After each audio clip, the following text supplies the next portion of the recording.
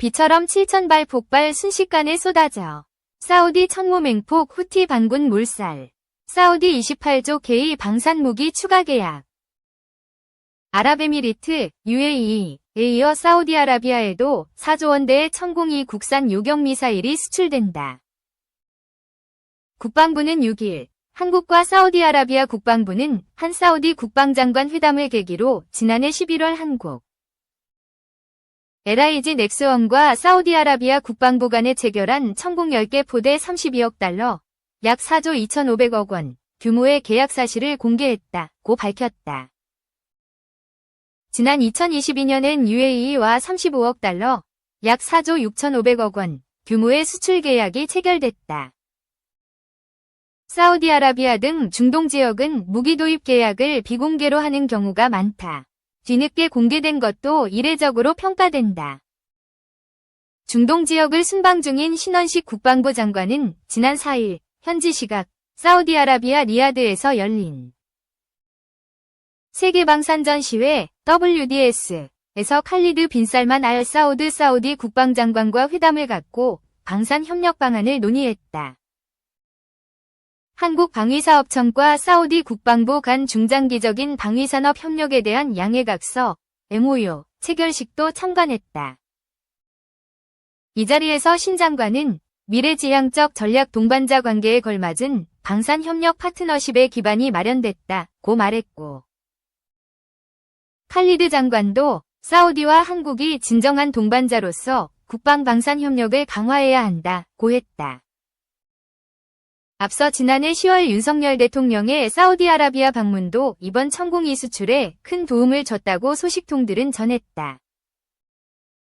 당시 윤 대통령을 수행했던 김태효 국가안보실 1차장은 리야드 현지 브리핑에서 대공 방어체계, 화력무기 등 다양한 분야에서 사우디아라비아와 대규모 방산협력 논의가 막바지 단계에서 진행되고 있다고 전했다. 국방부 관계자는 신 장관의 사우디 등 중동 3국 방문은 지난해 정상회담의 후속 조치라고 밝혔다.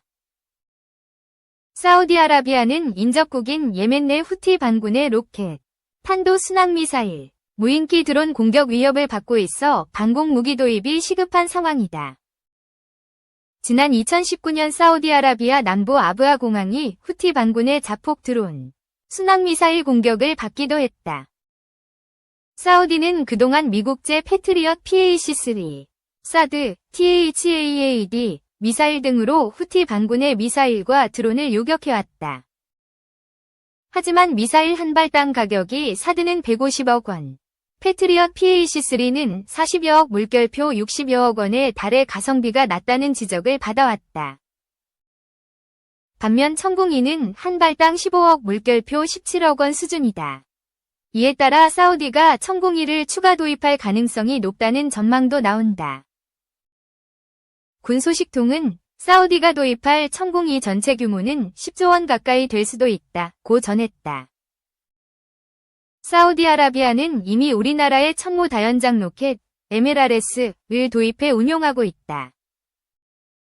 사우디 국영통신은 한화에어로스페이스로부터 천무 체계를 도입하는 8억 달러, 약 1조 600억 원 규모 계약을 체결했다고 보도하기도 했다. 한국형 패트리엇으로 불리는 천공이는 교전통제소와 3차원 위상배열 레이더, 수직 발사대 등으로 구성돼 있다. 발사대 1기당 미사일 8발이 탑재돼 있다.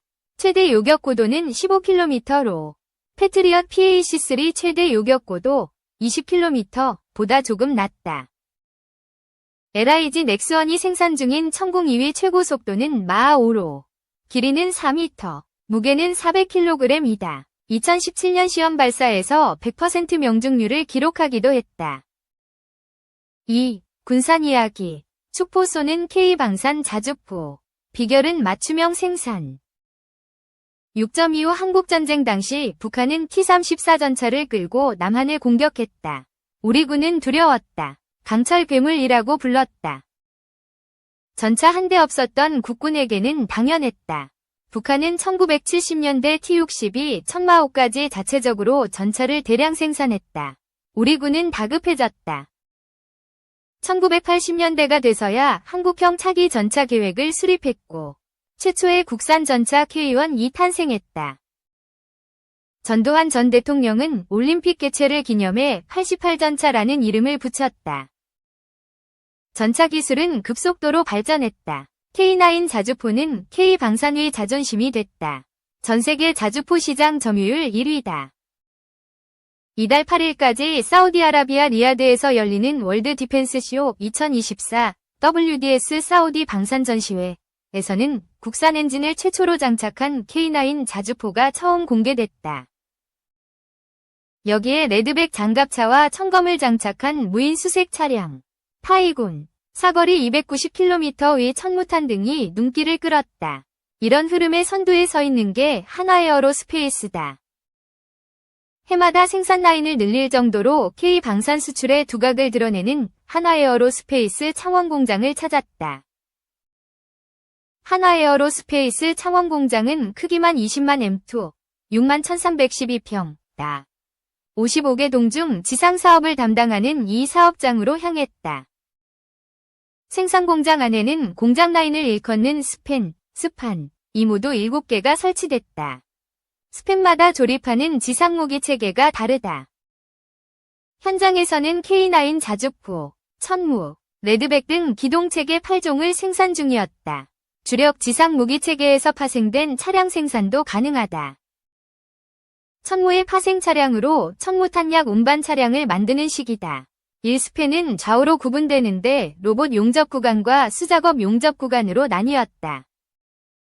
지상무기 체계 70에서 80%의 용접 작업은 로봇이 맡는다. 로봇팔이 들어가지 못하는 곳은 사람이 직접 용접한다. 용접을 마친 은색 차체는 마치 대형 조립 부품 같았다. 회사 관계자들은 겉모습만으로 120mm 자주 바뀌었고 K200 등으로 구별했다. 기자 눈에는 다 똑같아 보였다. 이 스팬으로 넘어가자 레일을 따라 화물을 운반 중인 이동식 무인대차 RGV가 다가왔다. RGV는 1호티까지 적재할 수 있어 전차 상부 정도는 거뜬히 운반했다. 최재환 생산과장은 자동화 덕분에 연간 400여 대의 궤도 차량을 생산할 수 있다며 폴란드에 수출한 천무의 경우 월 1대를 생산할 수 있다고 말했다. 6스팬으로 가니 우리군이 운용 중인 천무가 눈에 들어왔다. 천무는 한자 하늘 천과 우거지 무로 다연장 로켓으로 하늘을 빈틈없이 뒤덮어 버린다는 의미다. 우리군의 구룡 K136 다연장 로켓을 대체할 목적으로 개발했다. 표적에 따라 130mm 포도아탄, 230mm 무유도 로켓, 239mm 유도 로켓 등 다양한 탄종의 운용이 가능하고 30초 만에 축구장 12개 면적을 초토화할 수 있다. 생산 중인 천무는 우리군이 사용하는 천무와 색이 달랐다. 수입국의 요구사항에 맞췄기 때문이다. 기능도 달랐다. 연료 냉각과 냉방 성능이 대폭 보강됐다. 요구에 따라 지뢰방호 차량, MRAP처럼 방호력도 강화할 수 있다. 본체 차량을 한화에어로스페이스에서 자체 생산하기 때문에 가능했다. 8개의 차량 바퀴 크기는 성인 허리보다 높았다. 총알을 맞아도 시속 45km의 속도로 45km 이상을 달릴 수 있는 특수 타이어였다. 각 바퀴에는 독립장치가 장착됐다. 연약 지반을 달릴 경우 자동으로 공기압을 낮춰 접지력을 높이고 포장도로를 달릴 때면 공기압을 높여 주행 성능을 높인다. 바퀴 2개를 지탱하는 축마다 별도의 동력이 달려 지뢰를 밟아도 이동에 문제가 없다. 승무원이 탑승하는 구조물도 보였다. 유리는 일반 차량 유리보다 3에서 4배는 두꺼웠다. 방호 레벨만 2. 웬만한 소총 공격은 방어할 수 있다. 승무원의 생존력을 높였다는 것이 업체 관계자의 설명이다. 1.6km 길이의 트랙이 있는 지상 테스트장으로 자리를 옮겼다. 폴란드 수출 모델인 천무 호마르 K, 호마 K에 올라탔다. 호마르 K는 폴란드 국영방산업체인 PGZ 그룹의 일츠, JELCZ가 공급한 발사대 차량에 하나에어로스페이스의 천무 모듈과 유도탄을 장착한다.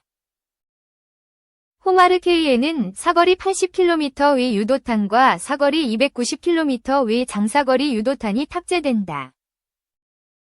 운전석은 생각보다 넓었다. 3평 규모로 지붕을 여닫을 수 있는 뚜껑도 달렸다. 전시 상황에는 뚜껑을 열고 사격을 할 수 있다. 엔진에 시동을 걸고 굉음을 내며 주행 트랙을 내달렸다.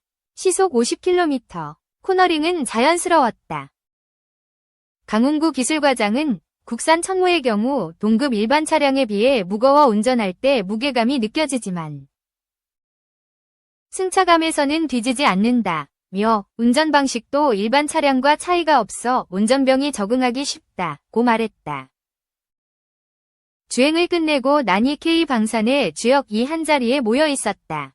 보병 전투장갑차 IFV 레드백 120mm 자주박격포 비격 보병 전투장갑차 IFV K21 자주대공포 K30 비호복합 30mm 차륜형 대공포 천무 천무가 일렬로 주행시험에 대기하고 있었다.